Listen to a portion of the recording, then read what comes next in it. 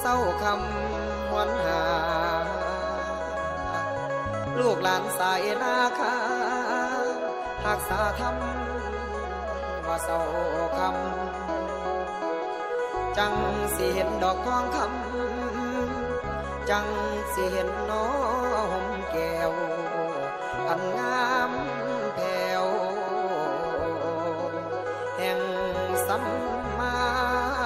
สาโนคำโอ้ยโอ้ยนั่นละนา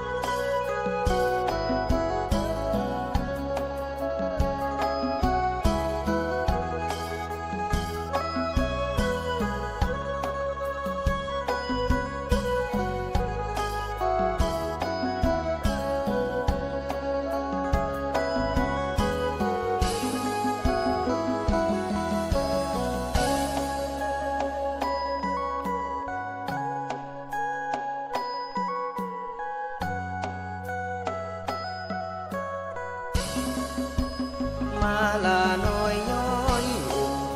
จำปียอดดวงมาลาสายนาทีเมียคงคาไหลหลับมาเต้าห่วมใจลูกหลานนาคาล้อมใจมาถวายพรใจย่อพระเกียรติขอบารมีไทยด้วยดวงใจปราบปลื้มกโมด้วยฟ้าลิขิตดลดวงจิตทรงศักดิ์ทรงศรีปวงลูกหลานองนาคินีทั้งวงศรีสุดโทนาคายังยืนพันปีเนิ่นนานผ่านการพรรษารักษาธรรมประพฤติบุญญาน้อมพระสัมมากายาจิตตังโอ้หนอนาคาทำแห่งผู้บุญคุณไทยละพวงไทยเฮาเอ้ยขอย่อยกละคุณอุปการเถิด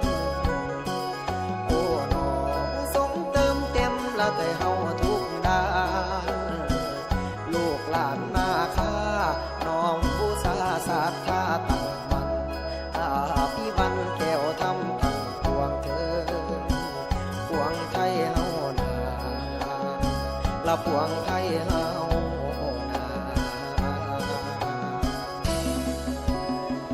น้อมจิตดวงใจมหาไทยผู้ทรงเปลื้มปราดศรีปทุมมาทรงองค์อาจมหาเทวีสายบุญนาคานาคีเขียวแก้วแวววาวทรงเดชบุญญารักษาธรรมสร้างศีลปัญญาถวาย